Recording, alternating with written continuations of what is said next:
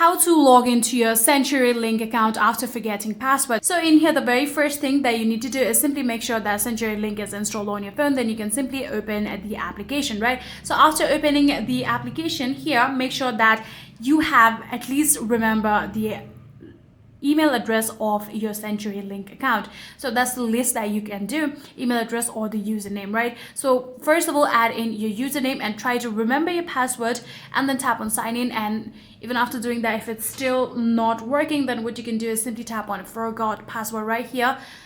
Sorry, forgot password right here, and then it will get into this particular link where you'll need to add in your username right here. Then you can tap on this tick button and then tap on next, and you can go further along with the process of how you'll be able to recover or reset your account password. So you will actually be prompted by CenturyLink. You can go through that process, and just like that, you will be able to reset your password of your CenturyLink account. Then you can come back after resetting, you can come back to the sign in page and simply add down your new password in order to log into your CenturyLink account. So yeah, that is all you need to do. If you guys do have any further queries, then please let me know in the comment section down below.